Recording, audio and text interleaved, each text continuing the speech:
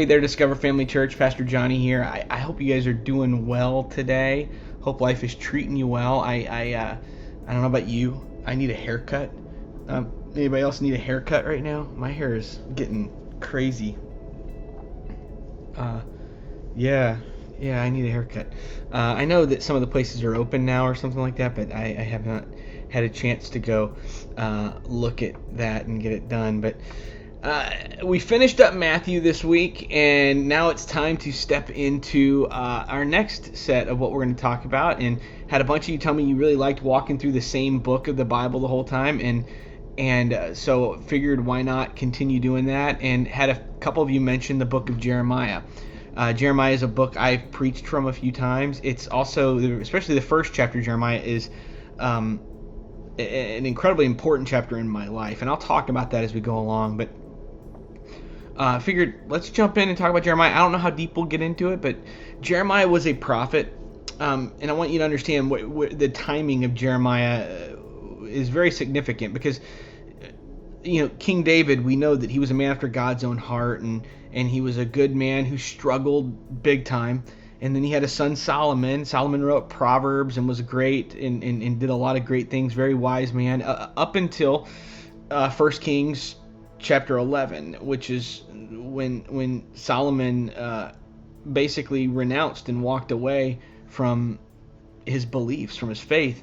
And the fortunes of Judah basically went in decline after that, because there was just, across the whole nation, was just this rebellious, this faithlessness across the nation.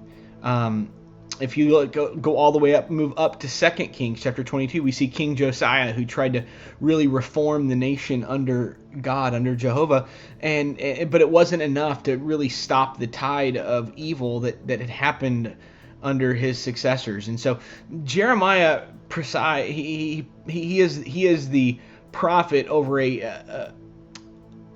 over the demise of Judah. He's the prophet over the demise and the destruction of Jerusalem, over the destruction of the temple. Basically, all the idea of David kingship died at the hands of the Babylonians in 586 BC, and that was at the end of Jeremiah's time to be the prophet. And so he basically, this book, he witnesses and he speaks of the destruction of all the institutions that basically testified to the world about God. So he was basically had a front row seat for the demise of what was God on this earth at that moment. And so when we look through the beginning verses, I'm not going to read. The first 3 verses are basically just sort of telling you where he comes from or what time it was, but what they do is they remind us, these first few verses really remind us that Jeremiah's prophecy as a whole is a warning, and it's a warning that a nation, that a church, or even an individual that relies on the externals of religion rather than faith, rather than the grace that God gives us, rather than on his mercy and his love, that you'll remain under God's wrath through that. But if we read through, as we go through the book of Jeremiah, what we're going to see is that he also points to the sole purpose of God, which is to save us for himself. What we see is that whenever we as a people, we as a church, we as a nation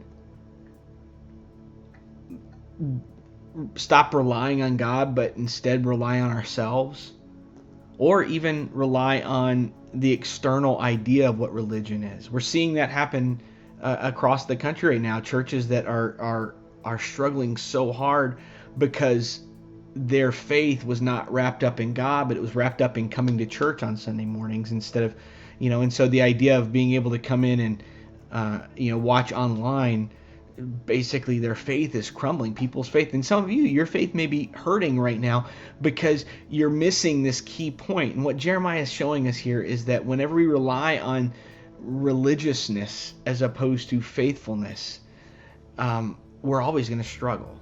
And honestly, it's the beginning of the end when that's where our focus is.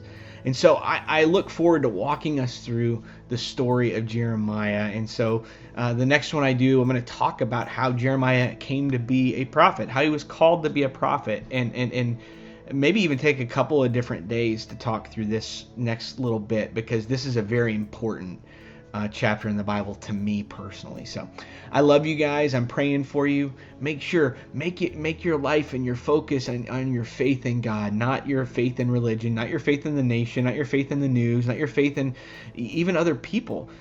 Focus your faith on God and His love and His mercy and His grace for you. I promise you, you will not lose hope when you do that. Have a great day. Talk to you soon.